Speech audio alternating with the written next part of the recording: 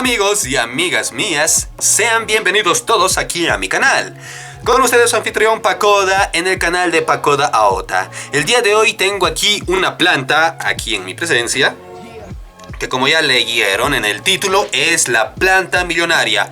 Muy fácilmente confundida como la planta del dinero. Bueno, sí es una planta del dinero. El problema es de que si ponen en algún buscador de internet, ejemplo en Google o en YouTube, les va a salir más la planta del dólar o cuidados del dólar más que de esta planta.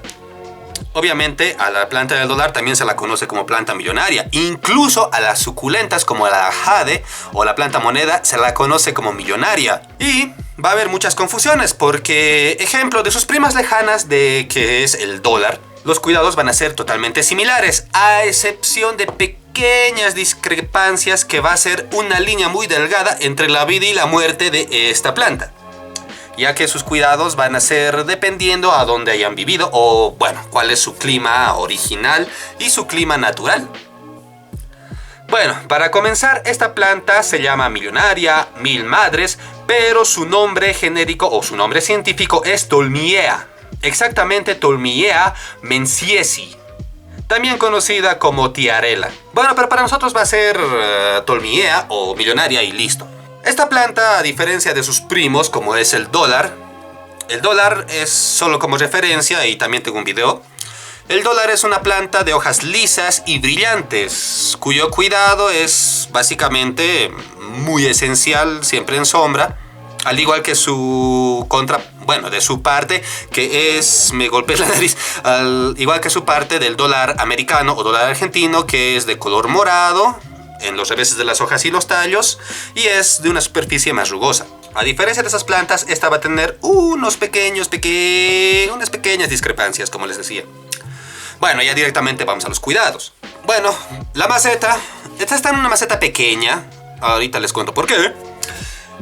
Pero esta planta va a requerir unas macetas amplias, que tenga una amplitud grande, pero una profundidad pequeña. Sus raíces son superficiales, así que no va a requerir una maceta, digamos, enorme, con una profundidad gigante, no.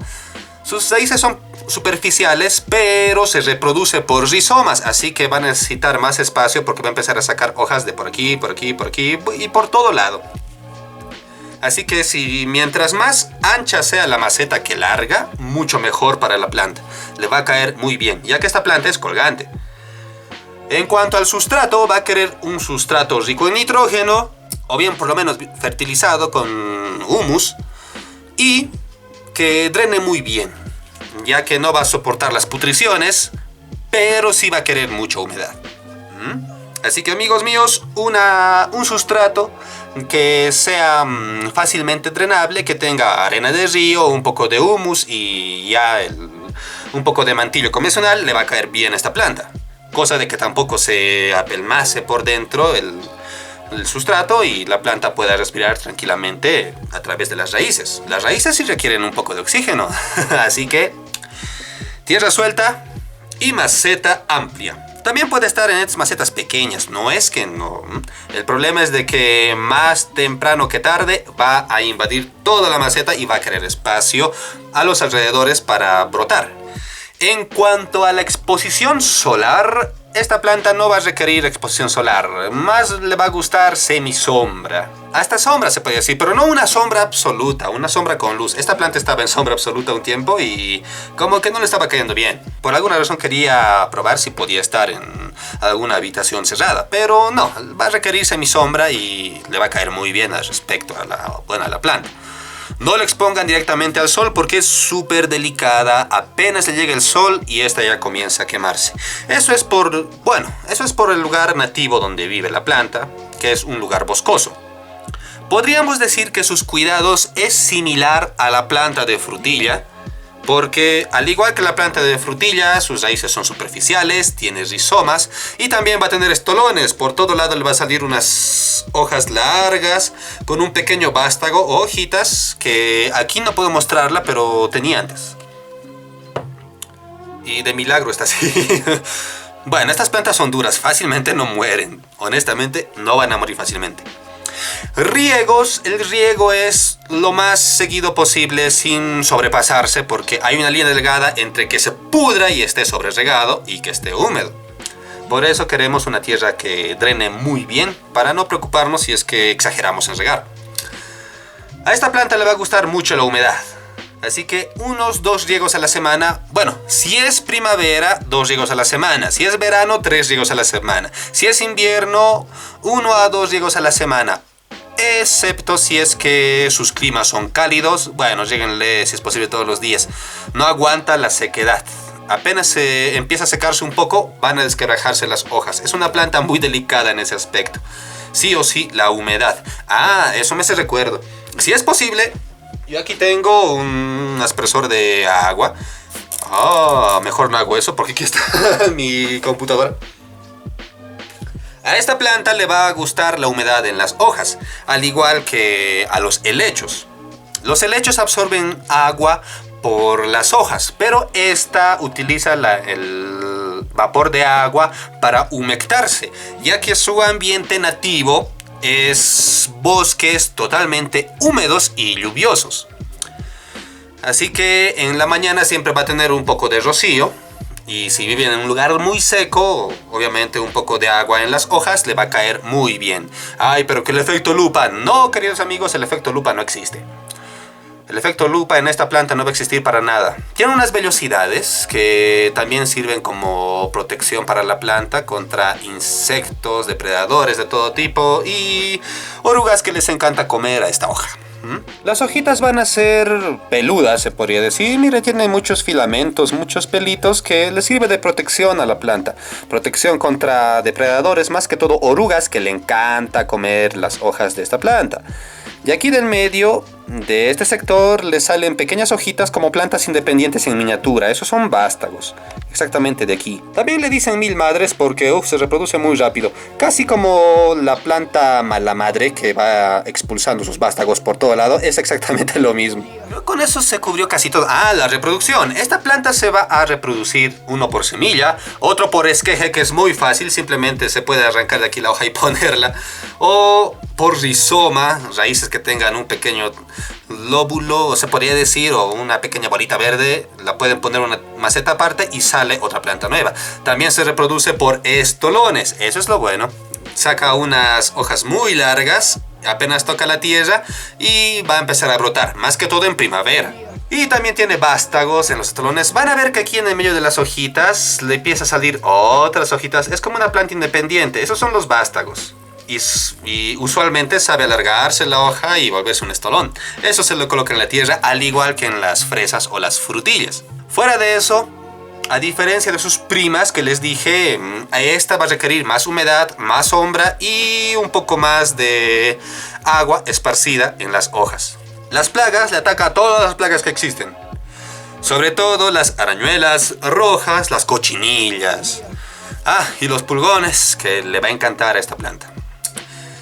Algo muy delicado son los hongos, ya que le gusta mucha humedad. Los hongos suelen ser algo muy difícil de controlar, más que todo en las raíces.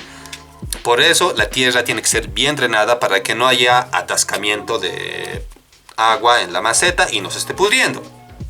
Los usos de esta planta, se le ha atribuido a esta planta la habilidad de poder atraer el dinero. Por eso se le dice planta millonaria o planta del dinero, mil madres. Pero más que todo sus usos va a ser de manera ornamental.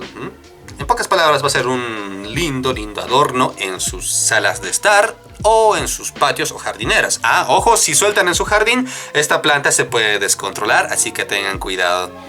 Ya que se reproduce por rizoma, puede invadir rápidamente un área y eliminarla suele ser un poco difícil porque si ahora mismo yo la cortara todo esto, o bien hasta el tallo, hasta lo más fondo, pasado unos meses ya saldría por todo lado unas pequeñas hojitas. Y precisamente eso le pasó a esta. Solo como un detalle y algo de historia de esta mi planta, es que ya tenía que hacer este video el año pasado. Y si se preguntan por qué estoy haciendo el video cuando la planta es aún pequeña, es porque antes era grande, muy grande y muy hermosa.